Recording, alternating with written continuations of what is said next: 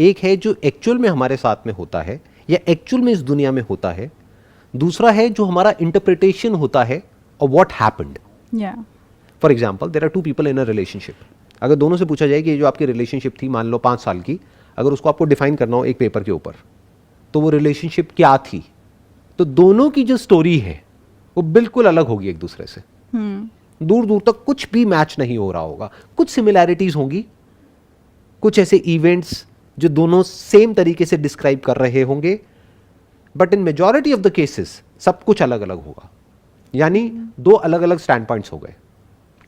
एक stand point से देखोगे तो वो कहानी कुछ और है, दूसरे के स्टैंड पॉइंट से देखोगे तो कुछ और है। फॉर एग्जाम्पल, कोई इंसान है, उसको अपने पेरेंट्स से प्रॉब्लम है, पेरेंट्स के घर में लड़ाई झगड़े होते रहते थे, वॉट एवर इट इज, तो उसके माइंड में पहले से ही एक हीरो बना हुआ है, एक विलन बना हुआ है। मे बी उनकी मदर उनके लिए एक हीरो थी और फादर विलन थे, just for an example. But अगर फादर की स्टैंड पॉइंट से उस स्टोरी को देखोगे तो हो सकता है कोई अलग ही स्टोरी निकल करके आएगी, क्योंकि इस बच्चे को पता ही नहीं कि फादर और मदर के बीच में एक्चुअल में चल क्या रहा था।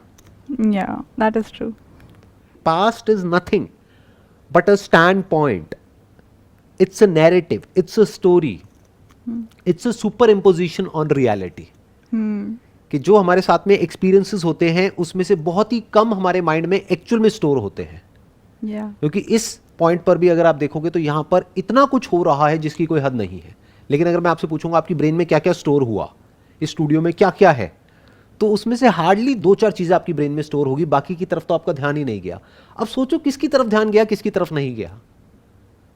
उन्हीं चीजों की तरफ ध्यान गया जिससे रिलेटेड या तो आपके अंदर कोई डिजायर था या फियर था। वो हमें दिखता है।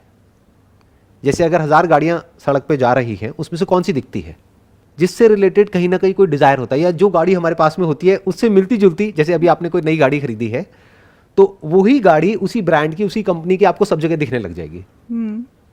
बाकी गाड़ियों की तरफ आप ब्लाइंड हो जाओगे, जिसको आई थिंक सिलेक्टिव अटेंशन बोलते हैं साइकोलॉजी की फील्ड में। अब अगर हम ध्यान से समझे तो हो क्या रहा है कि जो एक्चुअल में रियलिटी है उसमें से कुछ चीजें स्टोर हो रही है हमारी ब्रेन में, और वो भी जो चीजें स्टोर हो रही है वो मेरे अपने स्टैंड पॉइंट से स्टोर हो रही है। मेरी अपनी क्या कहानी है और मेरी अपनी खुद की क्या आइडेंटिटी है, उसके अकॉर्डिंग मैं कहानी को इंटरप्रेट करता हूं। वैसे नहीं जैसे कहानी होती है, और वो कैसे इंटरप्रेट करते हैं, वो अपने आप से रिलेट करते हैं। तो अल्टीमेटली क्या हो रहा है, अगर हम ध्यान से देखें, अगर मूवी का एग्जांपल हम लें जिसकी अभी आपने बात करी, एक मूवी चल रही है स्क्रीन के ऊपर, तो एक है जो एक्चुअल में कहानी चल रही है, एक है जो कहानी वहां पर जो 300 लोग बैठे हैं उस सिनेमा हॉल में, उन सबके दिमाग में उस कहानी से रिलेटेड एक और कहानी चल रही है। वो 300 कहानियां अलग अलग है। तो कहानी की एक कहानी बन गई। और अब ये कहानी कैसे बनी, ये वो इंसान अपनी खुद की जो कहानी है उसके अकॉर्डिंग वो कहानी बना रहा है। नाउ व्हाट इज पास्ट, अगर हम इस क्वेश्चन पे आए तो जहां से सेशन को शुरू किया था, past is a story narrated from the stand point of me, and that me or that identity of mine is also a story. जो भी आपका नाम है उस नाम के साथ में एक पूरी की पूरी कहानी जुड़ी हुई है। एक्चुअल में सब कुछ बदल चुका है, यानी 20 साल पहले जो आप थे और अभी जो आप हो, that's a different person all together. सब कुछ बदल चुका है। अपनी आप बचपन की फोटोग्राफ देख लीजिए, देखें तो 7 से 10 साल के अंदर अंदर सब कुछ बदल जाता है।